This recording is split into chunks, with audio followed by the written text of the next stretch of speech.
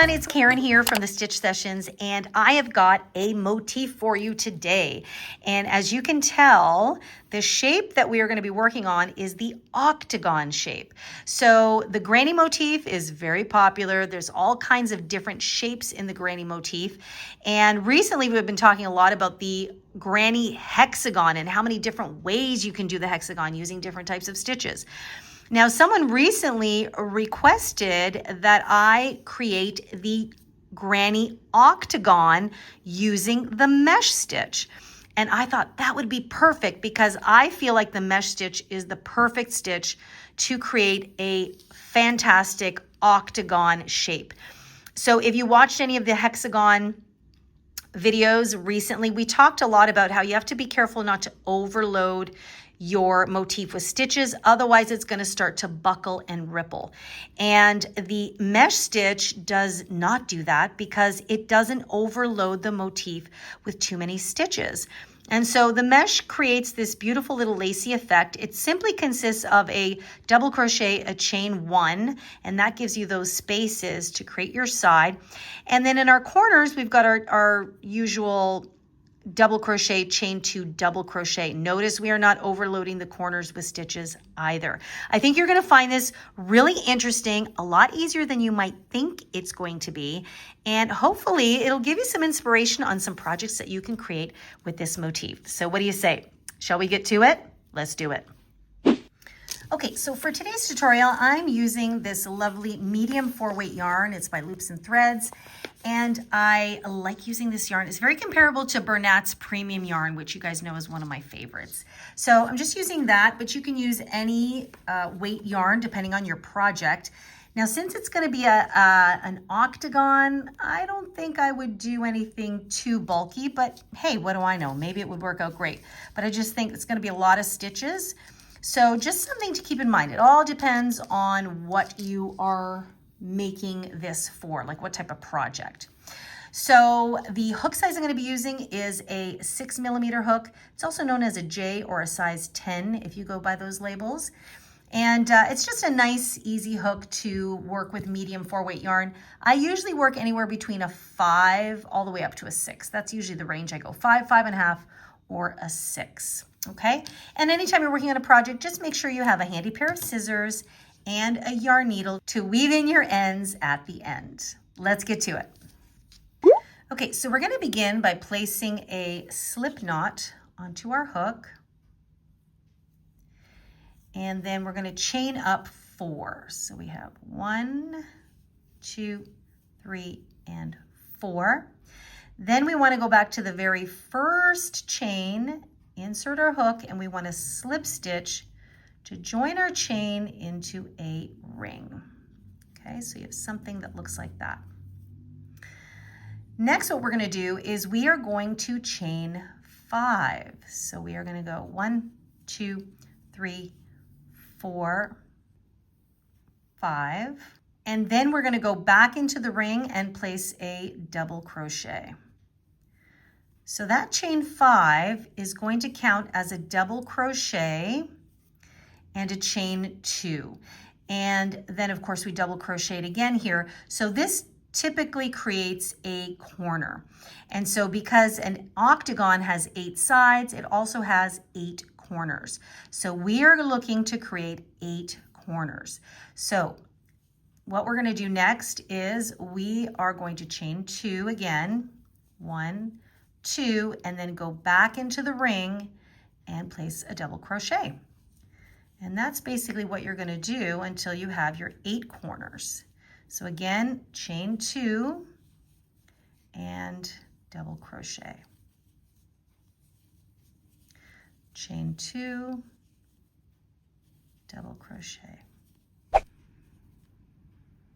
Okay, and this is my last corner. So I've got 1, 2, 3, 4, 5, 6, 7 corners. And so I've got my chain 2, that's my 8th corner. And all I'm gonna do is I'm gonna find the top of the 3rd chain right here, and I'm gonna slip stitch to join. So round number 1 is complete, and I have got 8 corners formed. Okay, so just little peaks there. And so I should have 8 spaces as well. So 1, 2, 3, 4, 5, 6, 7, and 8. So let's go on to round number 2. And this is where you can really see the mesh stitch coming into play. So I always like to start in my corners. So I'm just going to slip stitch over to this chain 2 space. And so in my corners, I'm always going to place a corner. So that will consist of a double crochet, chain 2, and double crochet. And remember, when we first start, we need to chain 5 because 3 of these chains will count as a double crochet, and then we chain 2 for our corner. And then I'll go back into this space and double crochet. Now this time, before I go into the next corner, I'm actually going to chain 1 between the corners. Okay, so I'm going to chain 1, and then I'm going to go into the next corner and just place a double crochet, chain 2, and double crochet. Okay, so that chain is going to create a little bit more of a space now between the corners. So this is where you're going to start to see the sides of your octagon take shape. So between every corner, you will always chain 1, then you move to the next corner space, double crochet, chain 2, and then double crochet back into the same space. And then you'll end off by chaining 1. And you will repeat that all the way around. You will still have 8 corners, but now you're going to also have 8 sides forming. Okay, so I've just finished my last corner, chain 1, and now I'm going to go to the top of the 3rd chain again, 1, 2, and 3, and I will slip stitch to join. And round number 2 is complete, and now you can see that you've got your sides forming. So you have 1, 2, 3, 4, 5, 6, 7, and 8. Now with subsequent rounds, the sides and corners should become much more pronounced. So let's go on to round number 3. And this is where the magic is really going to happen. So as always, I like to kind of move into the corner to work. I just find that it tends to hide the seam of our work a lot nicer. And I'm in a corner, so I'm just going to do a usual corner. I'm going to chain 5. And then I'm going to go back into that same corner space, double crochet, just like that. And now I have this space here, right? So I'm going to chain 1. Every time I come out of a corner, I'm going to chain 1. And then into the space, I'm going to place a double crochet and then chain 1 again. A chain 1 and a double crochet is what creates the mesh-like effect, okay? And so look at that. We're into our next corner, so you know what to do. Double crochet, chain 2, and double crochet. Okay, now I've come out of the corner. We're going to do the mesh stitch. So we chain 1, go into the space between the corners, double crochet, and chain 1. And then of course you know what to do when you come to your next corner. So I just want to show you there. Now you can really see that the sides are really starting to grow and become much more pronounced. And that's it. So you know what to do every time you get to a corner is double crochet, chain 2, double crochet, and then you chain 1 into the space. Chain 1 space is just a double crochet and a chain 1. So you're going to do that all the way around.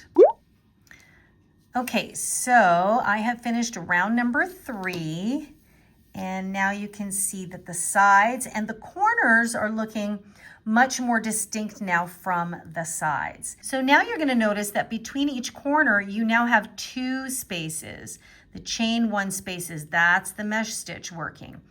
So from now on, you will notice that these chain 1 spaces will increase with each round. So in round number 3, we have 2 spaces.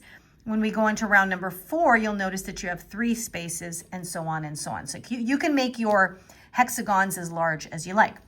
But let's go on to round number 4, just so you can see how it continues to build.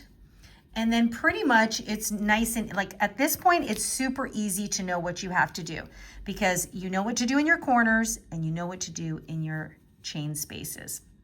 So remember that a corner is a chain 2 space and a mesh stitch space only has a chain 1. So in my corner, as usual, I'm going to chain 5 and then double crochet back into that corner space. Okay, so that's the corner. Now I'm going to work along the side. So I'm going to chain 1 and into my first chain 1 space, I double crochet, chain 1, double crochet into the chain 1 space again. I chain 1 and now I see that I'm at a corner. So in the corner, I do a double crochet, chain 2, and double crochet.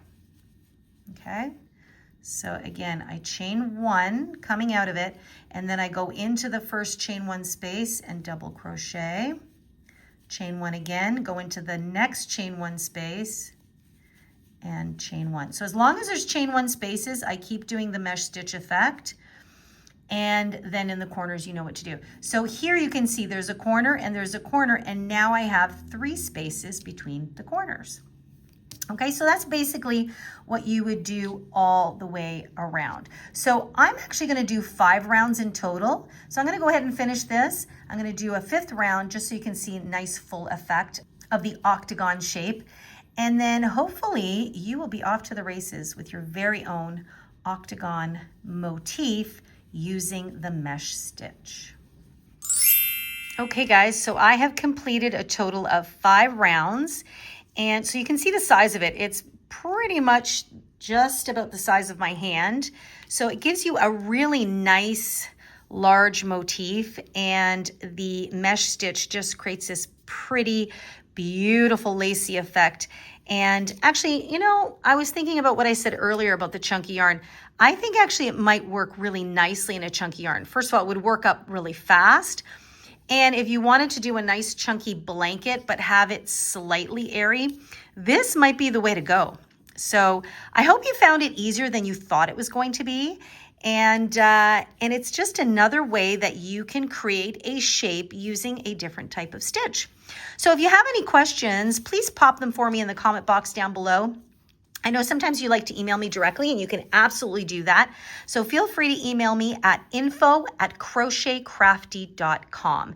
And I always recommend that you attach a photo of your work so I can have a closer look to see what's going on and be able to better answer your question. And as always, come check out the website, crochetcrafty.com.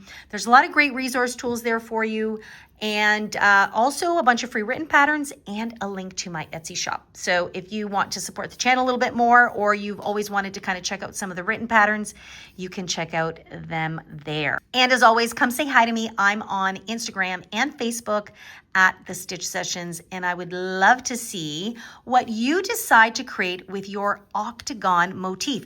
In fact, leave it for us in the comment box down below, because I know people are going to want some kind of inspiration as to what they can create with this motif. I know that squares obviously are the super quintessential popular granny motif. The hexagon is pretty popular, but I don't hear enough people talking about the octagon motif. So leave us a comment down below. Give us some inspiration on what you think would be a fun idea on what you can create with your octagon shape. So I hope you enjoyed today's tutorial on this sweet motif. And don't forget, I upload a brand new tutorial every Wednesday morning, so come on out and join me. And if you know someone that would find this motif interesting, please do feel free to share it. I'm sure they would really appreciate it. And it'll also let me know that you guys like this type of content, and then I can work on creating more things just like this.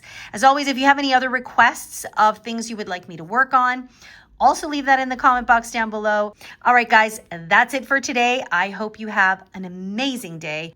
I hope you're enjoying this beautiful summer weather. Take good care of yourselves as always, and I will see you guys in next week's session. Bye-bye.